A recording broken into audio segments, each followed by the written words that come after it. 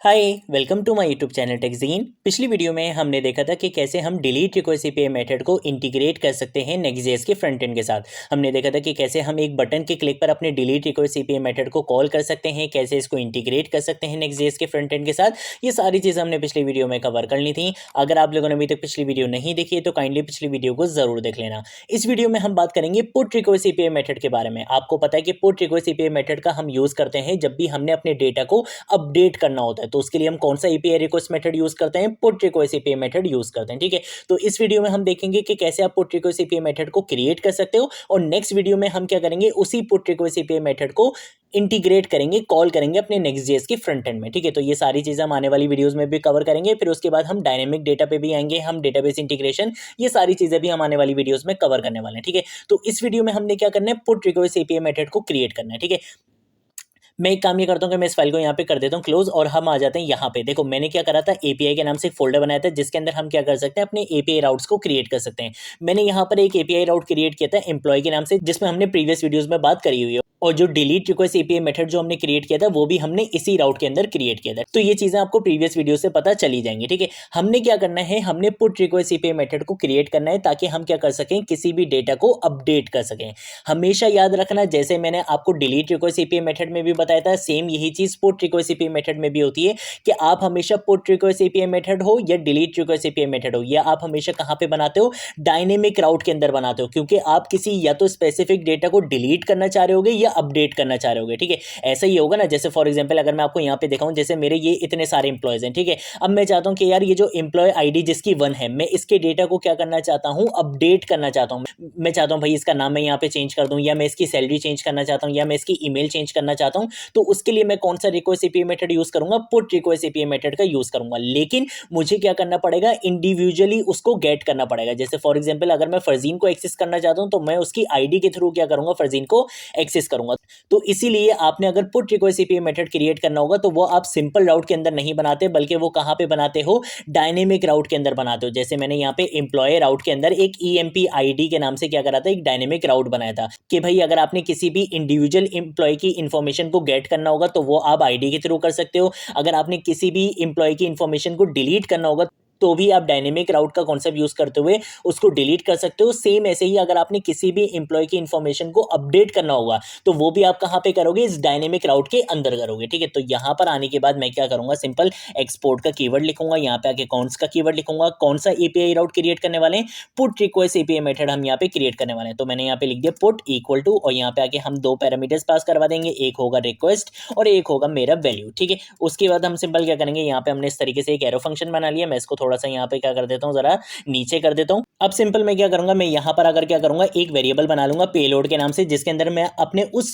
Data को store करवाऊंगा जो डेटा मैं अपडेट कराना चाहता हूँ। ठीक है, तो उसके लिए मुझे यहाँ पे क्या करना पड़ेगा, अवेट का कीवर्ड यूज करना पड़ेगा। यहाँ पे आगे मैं लिखूंगा रिक्वेस्ट डॉट जेसन, कि भाई जो भी रिक्वेस्ट की गई है उस डेटा को क्या करो, आप पेलोड में स्टोर करवा दो। ठीक है, अब अवेट में डायरेक्टली यहाँ पे यूज नहीं कर सकता, मुझे इस फंक्शन को क्या बनाना पड़ेगा, एसिंक बनाना पड़ेगा। ठीक है, तो यहाँ से अब आप देख लो कोई भी एरर मेरे पास नहीं है। अवेट क्यों यूज करा, क्योंकि ये जो जेसन होता है वो आपको क्या रिटर्न करता है, प्रॉमिस रिटर्न करता है, इस वजह से मैंने यहाँ पे अवेट यूज करा है। यहाँ पर आने के बाद मैं सिंपल क्या करूंगा, मैं यहाँ पे लिखूंगा कंसोल डॉट लॉग, और यहाँ पे आके मैं लिख दूंगा पेलोड। ठीक है, कि भाई पेलोड को क्या करो, जरा कंसोल में मुझे शो करवा दो। ठीक है, कंट्रोल एस से क्या करूंगा, सेव करूंगा। मैं आऊंगा यहाँ पे अपने पोस्टमैन पे, और यहाँ पर आने के बाद हम अपना कौन सा रिक्वेस्ट मेथड यहाँ पे सिलेक्ट करेंगे, पुट रिक्वेस्ट मेथड सिलेक्ट करेंगे, और मैं बोलूंगा कि भाई एम्प्लॉय की आईडी क्या रहने वाली है, 2 रहने वाली है। यहाँ पे डेटा क्या आने वाला है, डेटा के लिए मैं क्या करूंगा, यहाँ पे आके कर्ली ब्रेसेस लगा लूंगा। यहाँ पे आके फॉर एग्जाम्पल मैं लिख देता हूँ नेम, कि भाई इसका आपने नेम क्या करना है, चेंज करना है। मैं पहले देख लेता हूँ कि यार सेकंड पे हमारे पास है कौन। ठीक है, अगर हम देखें एम्प्लॉय आईडी 2 पे हमारे पास जो नेम है वो बिलाल है, सैलरीज की 20K है। ठीक है,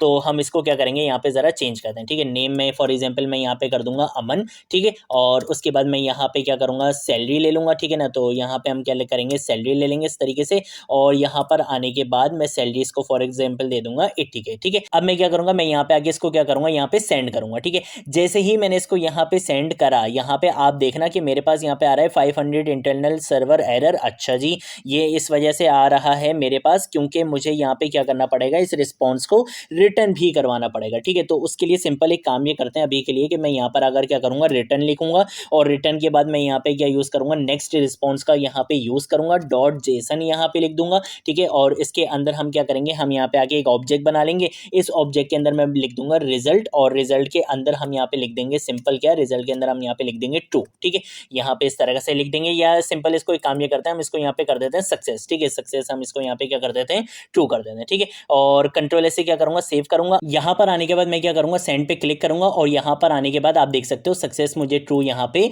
मिल चुका है। ठीक है, इसका मतलब है ये सक्सेसफुली यहाँ पे सेंड हो रहा है, और देखो जो डेटा मैंने वहां पे सेंड करा था वो आपको यहाँ कंसोल में मिल चुका है। इसका मतलब है पेलोड के अंदर हमने सक्सेसफुली अपने डेटा को यहाँ पे गेट कर लिया है। ठीक है, अब एक काम ये करते हैं कि मैं इसको कंट्रोल से यहाँ पे क्या कर देता हूँ, कमेंट कर देता हूँ। मैं सिंपल यहाँ पे आगे बोलूंगा कि भाई पेलोड के अंदर आपके पास क्या होगी, एम्प्लॉय आईडी होगी। ठीक है, मैं यहाँ पे आगे लिख दूंगा एम्प्लॉय आईडी। ठीक है, अब ये एम्प्लॉय आईडी कहाँ से आ रहा है, ये कैसे पता चलेगा, ये आप देख सकते हो। मैं भी काम कर रहा हूँ स्टैटिक डेटा पे। ठीक है, स्टैटिक डेटा के अंदर आप देख सकते हो मेरे पास क्या है, आईडी किस प्रॉपर्टी के अंदर आएगी, एम्प्लॉय आईडी के अंदर आएगी। ठीक है, तो ये इस एम्प्लॉय आईडी को मैं यहाँ पे क्या कर रहा हूँ, यूज कर रहा हूँ।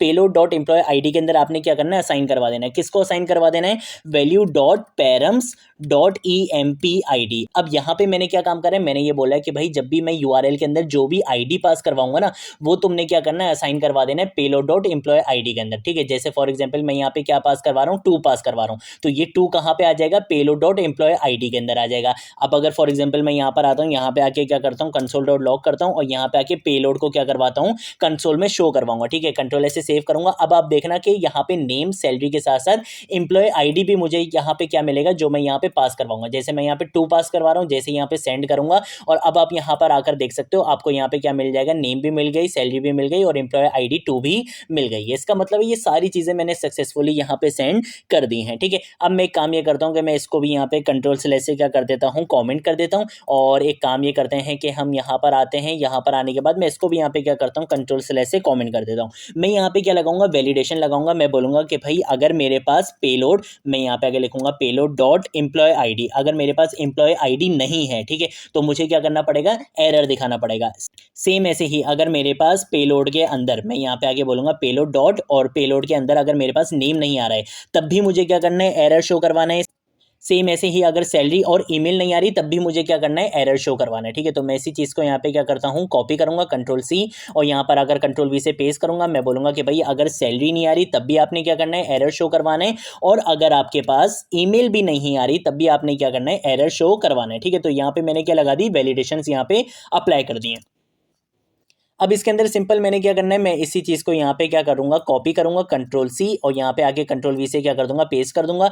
यहाँ पर आकर सक्सेस ट्रू, और इसके साथ साथ हम यहाँ पे क्या करेंगे, कॉमा लगाएंगे। यहाँ पे आके मैं लिख दूंगा रिजल्ट, और रिजल्ट के अंदर हम यहाँ पे क्या करेंगे, यहाँ पे हम लिख देंगे सिंपल एरर। ठीक है, एरूड नहीं लिखना, एरर लिखना है। ठीक है, तो मैंने यहाँ पे एरर लिख दिया। सेम ऐसे ही कंट्रोल-C करूँगा इसी चीज़ को, और यहाँ पे आके कंट्रोल-V से क्या कर दूंगा, पेस्ट कर दूंगा। यहाँ पे आके लिख दूंगा रिजल्ट की जगह सक्सेस लिख दूंगा यहाँ पे। ठीक है, सक्सेस लिख देंगे यहाँ पे हम, और यहाँ पे एक और C भी लगाना पड़ेगा मुझे, सक्सेस लिख देंगे, और यहाँ पे सक्सेस ट्रू कर देंगे। यहाँ पे हम सक्सेस को क्या कर देंगे, फॉल्स कर देंगे। ठीक है, कंट्रोल-S से क्या कर लूंगा, सेव कर लूंगा। अब हम क्या करेंगे, हम यहाँ पर आते हैं। यहाँ पर आने के बाद मैं अगर यहाँ पे डायरेक्टली इसको सेंड करूंगा, तो मुझे यहाँ पे मिल जाएगा क्या, एरर मिलेगा। ठीक, क्यों एरर आ रहा है, क्योंकि हमने यहाँ पे ईमेल पास नहीं करवाई है। ठीक है, तो मैं सिंपल क्या करूंगा, मैं यहाँ पर आऊंगा, कॉमा लगाऊंगा, और यहाँ पर आने के बाद मैं यहाँ पे क्या करूंगा, ईमेल लिख दूंगा। ठीक है, आईडी तो ऑलरेडी आप यहाँ पे पास करवा रहे हो। ठीक है, आईडी आपने यहीं पे पास करवानी है। मैंने यहाँ पे बोला ईमेल, और ईमेल हम यहाँ पे फॉर एग्जांपल इसकी लिख देंगे aman@gmail.com। ठीक है, aman@gmail.com। ठीक है, इस तरीके से मैंने यहाँ पे ईमेल भी बता दी।